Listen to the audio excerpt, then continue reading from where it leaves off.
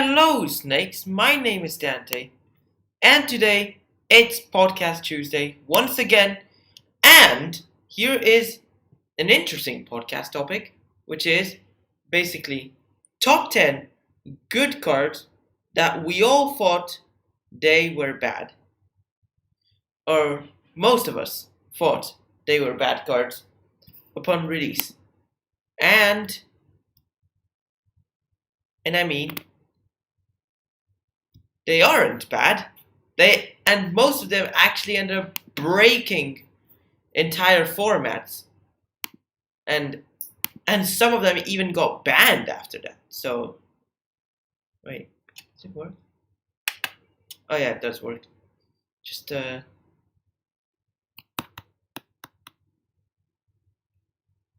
oh wait, what? I don't get it. Oh, there we go. Sorry, was using the wrong microphone. Okay, now that's better quality. So we start off with the combo of the week, which actually my dad thought of this combo and he put it in his new Squirrels commander deck. So yeah, here's the combo of the week.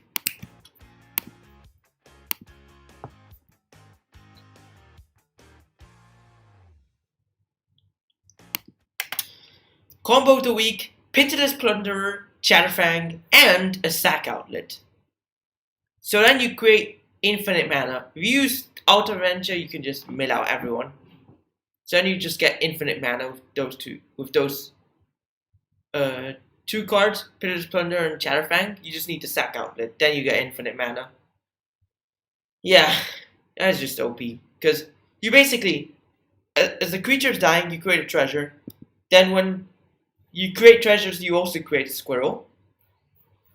You make the squirrel die, you get a treasure. You also get a squirrel. There you go. And so on and so forth. There you go. Infinite mana, because you get, infinite treasures. Yes. That's just a very OP combo. Yeah.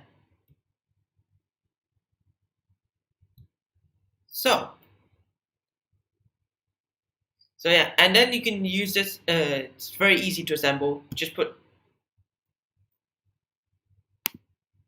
Oh, hi, Felicion. How are you? Yeah, in this case, it's infinite mill. You can just use Carrion Feeder to get infinite counters on it, but in this case, it's infinite mill. And it's easy to assemble as you just need Pillar Splinter, a sack outlet, and then you just have Chatterfang as your commander. Just cast him when you assemble it, and yeah. It's just a very powerful combo. So now, in addition to the combo, we have a non-bow. And it is...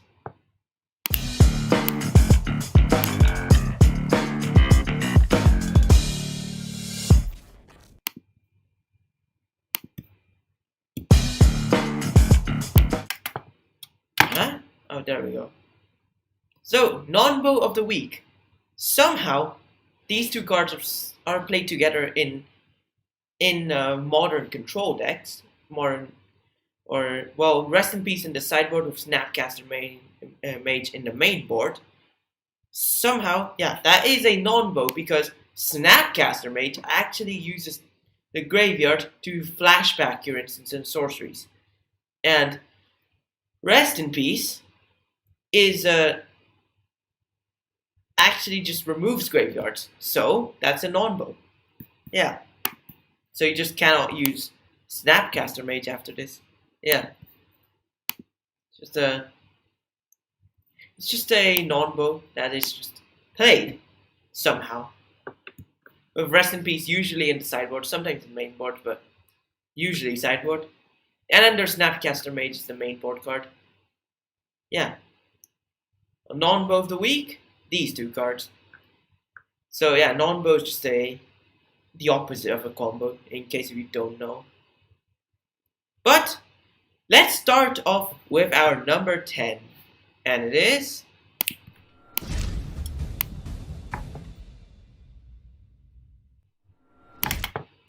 Mishra's Bauble, and Urza's Bauble. Initially, That's not a non-bow. If you use Leyline of the Void, that is not a non-bow because it doesn't hit you.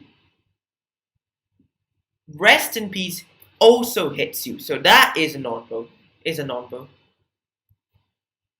But using, but instead of use, but if you use Rest in Peace, that's a non-bow. If you use Leyline of the Void, that is not a non-bow. It's the better choice to use Leyline of the Void the with the with the Snapcaster Mage, but then that is not a non-bow. This is a non-bow. But now it has begun. So initially, these two cards were just a normal uncommon card. They're not good. Okay, yeah, yes. This so initially the people thought these are just normal cards, bad cards, and like until they realized they read it better. Mishra's Bauble and Urza's Bauble allow you to draw a card at the beginning of the next uh, turn's upkeep. So, with Mishra's Bauble in your modern deck, effectively reduced your deck from 60 cards to 56. And Urza's Bauble is only legacy legal, but if you happen to use Mishra's Bauble and Urza's Bauble in there you go. That's only 52 cards in your deck, not 60. Oh, hi, Fies. How are you?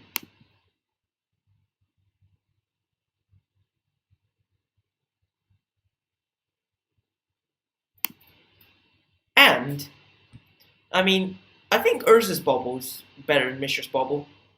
What do you think? Urza's Bauble allows you to, like, see a random card from the opponent's hand. But Mishra's Bauble allows you to see anyone's top card. I mean, Mishra's Bauble it works on you as well, so you might use this as a help when fetching or searching. But what do you think? Urza's Bauble or Mishra's Bauble?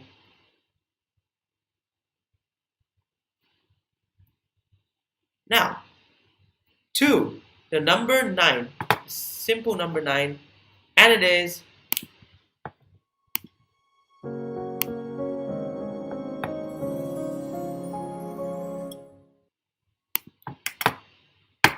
Nourishing Shoal. So, Nourishing Shoal is a X and double green arcane instant where, well, you can, instead of paying the mana cost, you can exile green card rather than paying the mana cost. That just basically and takes place of the mana cost of the green card takes place as the X there and allows you to gain X life. It was initially like the worst of the free shows, but then people started using the Nourishing Shoal in Grizzle brand decks as a Grizzle brand. It's basically you could just use it alongside World Spine Worm. If you don't reanimate World Spine Worm and instead you reanimate Grizzle brand, you can just use Nourishing Shoals and exiling the World Spine Worm from your hand to gain 11 life. And use 7 of it, you draw 7 cards. So you get 5 cards plus 4 life advantage every time you do this. Draw 7, Nourishing Shoal plus Worm, gain 11 life, then pay 7, draw 7. There you go. And that was just a powerful trick. So yeah, this is a very nice card there, and yeah, it can also screw over burn decks as well, as it can gain new life for free. Well, it's 2 cards to do so. That's the thing, not 1. And to the Golden 8, it is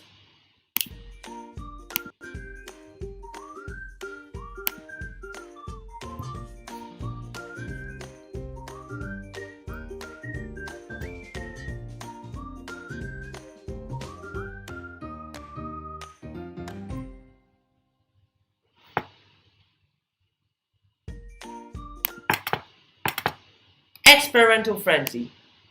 It wasn't game breaking powerful, but it was played in mono red burn decks in standard when this was a standard piece. And upon release, they're like, "What is this? This is just bulk rare and stuff like that." And like, only works to donate. Somehow, this card ended up being one of the most powerful pieces for mono red burn. And you just ignore your hand, yeah. Then you can play from the top of your library and look at the top card of your library. It doesn't reveal, so you keep it to yourself. You don't have to show it to the opponents. And then if your hand ends up being good, you can self-destruct Experimental Frenzy by paying 4 mana. So initially they're like bad card, no, and then turned out to be OP.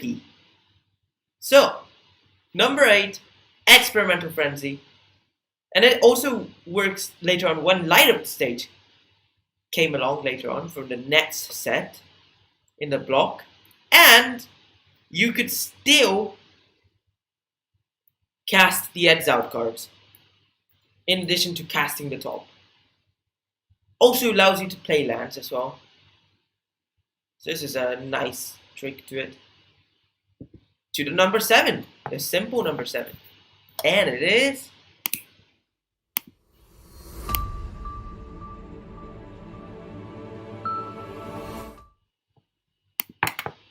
Treasure Cruise.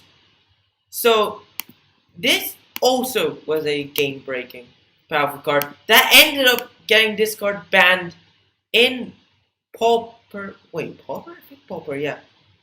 Modern and Legacy. I think it got hit by a vintage restriction as well, yeah. And it's an 8 mana sorcery which you can delve to draw 3 cards. So this effectively was a 1 mana, well, not really, like, yeah, sorcery speed ancestral recall that required you to exile 7 cards. And people initially were like, "What is this? This is too expensive for modern. No, we don't care."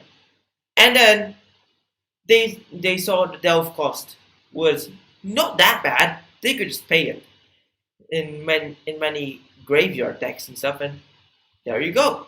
Treasure Cruise just destroys modern, destroys legacy. There you go. Now it gets hit by the ban hammer. You can still use it in Commander though. Nothing stops you from using it. It's still legal in Commander. Don't worry. But it's banned in the other formats. Not Pioneer though. Somehow this card is still in Pioneer. Yeah. It's still legal in Pioneer. Treasure Cruise. And now, for the number 6, it is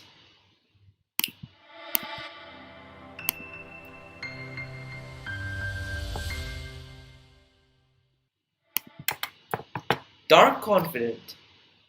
That also, yeah. Initially, people said this was bad. 2 mana, 2/1 human wizard that bring up your upkeep. Flip the top card of your library, put it in your hand, and lose life equal to the mana cost. And this was initially thought to be bad, but in Commander, or not Commander, sorry, Modern, sorry. What?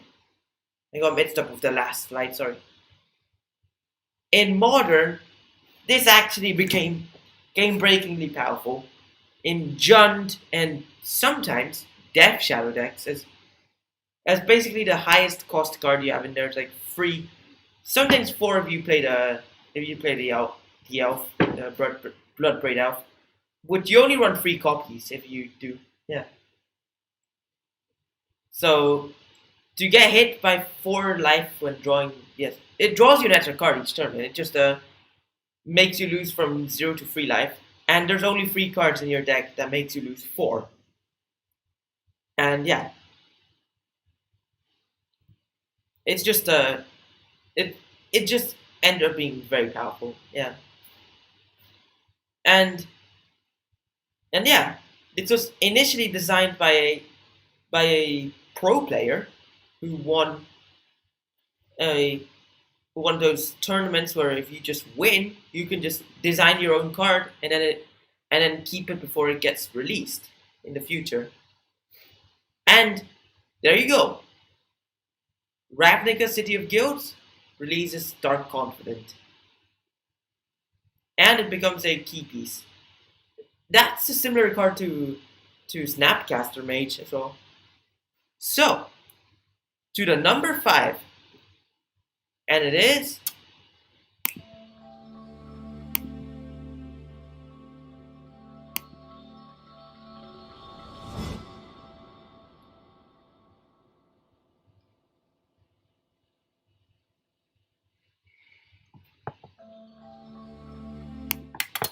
Lion's Eye Diamond. 0 mana artifact that allows you to sacrifice it and discard your hand to add 3 mana of any one color to your mana pool. And basically, this is basically, and the good thing about Lion's Eye Diamond is that this is a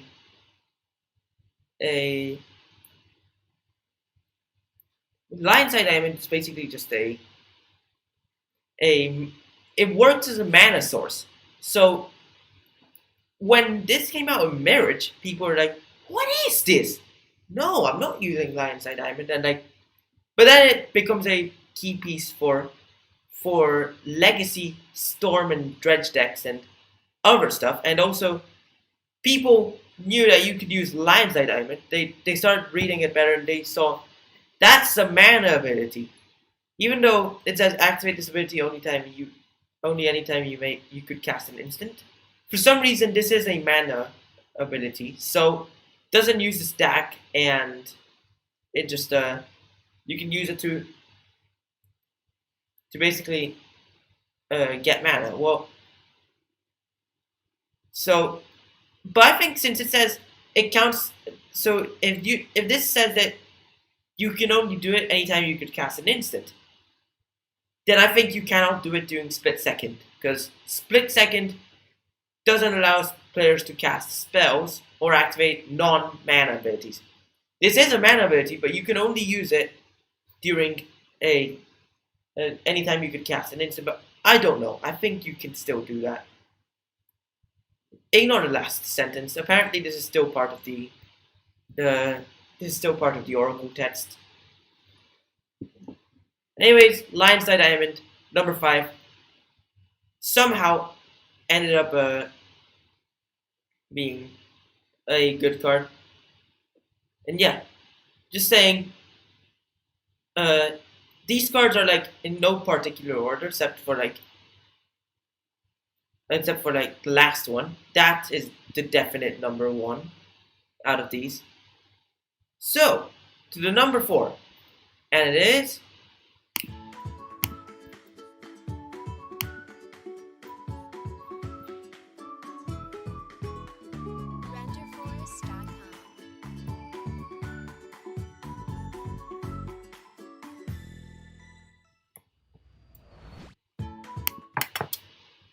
Lantern of Insight, Ghoul Caller Spell, and the CODZ Shredder.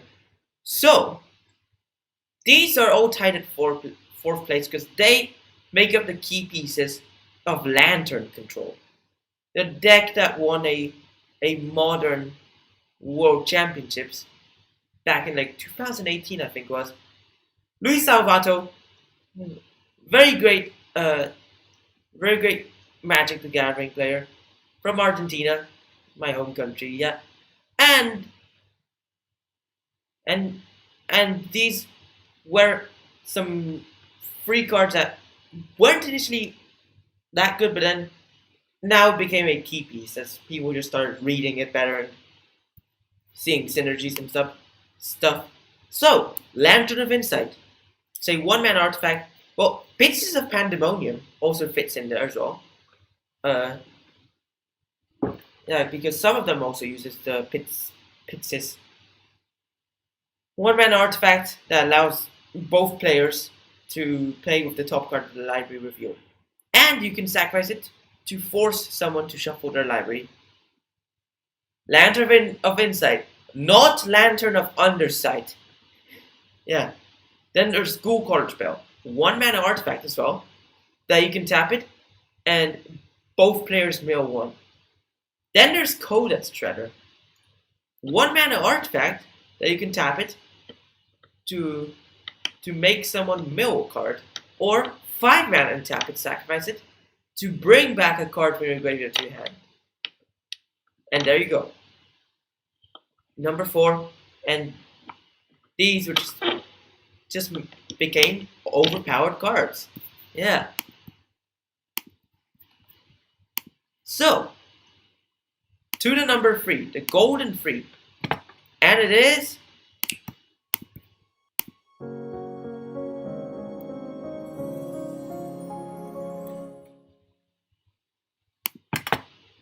Fires of Invention.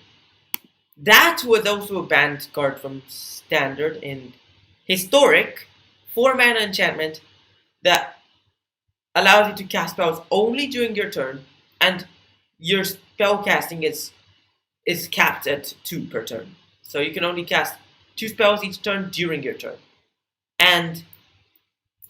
But the good part of it, you can cast the spells with CMC less than or equal to the number of lands you control, but for free. So this is just a very powerful card. Is it just a and it just ends up being banned, and it just breaks Standard, and everyone's just playing fires, and it's just too powerful. From the Valdrania, and there we go. Fires of Invention. It's banned. So, I mean, knowing how the 0 cost suspend cards, well, not really 0 cost. It's like no CMC what's it called? Oh yeah, no CMC suspend cards are being very popular in Modern.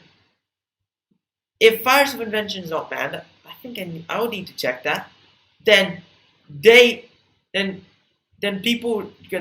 we could start using Fires of Invention in those decks, because then you can cast 2 suspend spells for free immediately, and like you could use stuff like I don't know, just do like Living End stuff, creating rhinos and drawing free cards and stuff.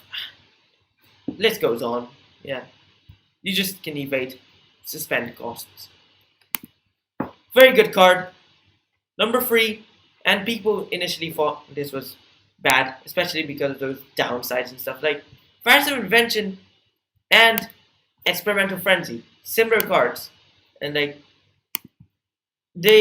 people were like, "Hey, these are donate cards, or like cards you give to your opponent, not cards you actually use. These are bad."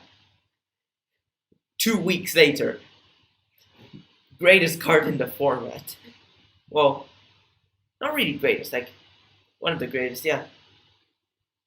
To the number 2, and it is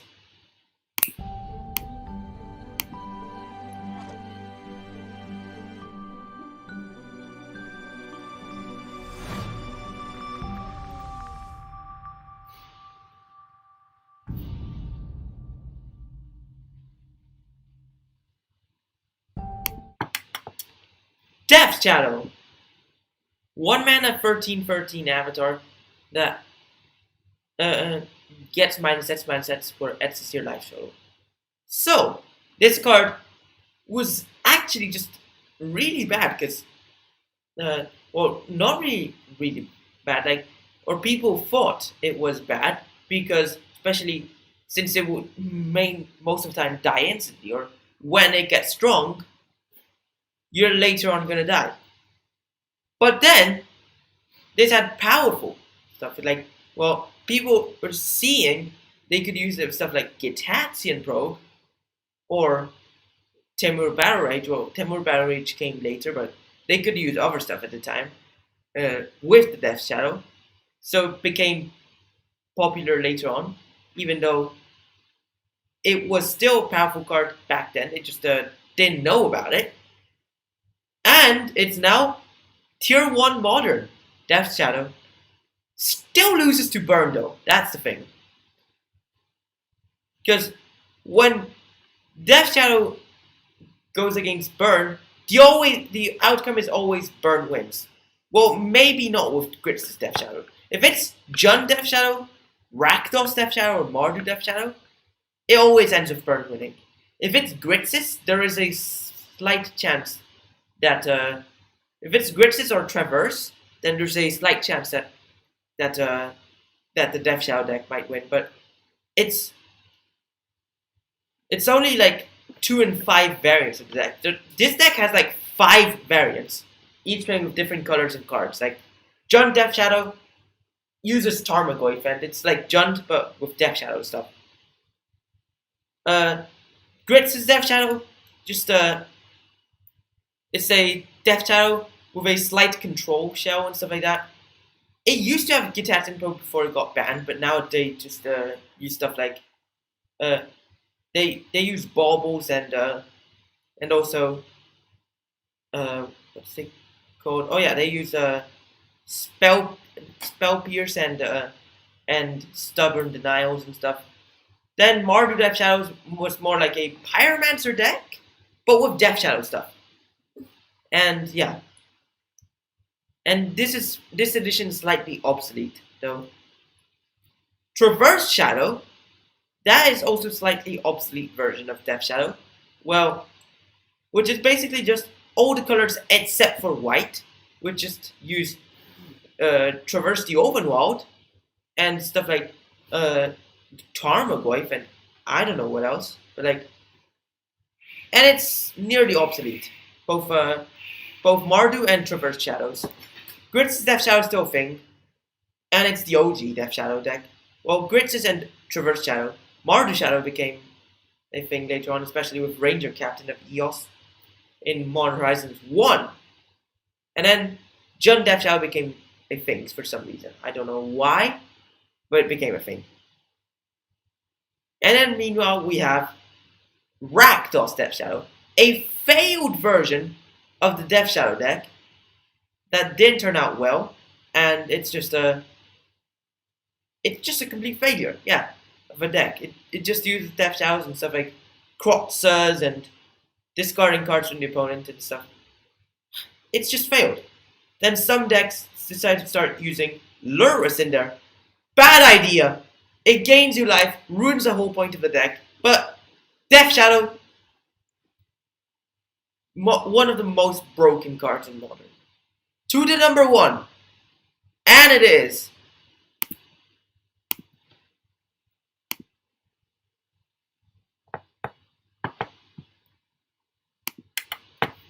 undoubtedly one of the most powerful cards in the game, Oko, Thief of Crowns.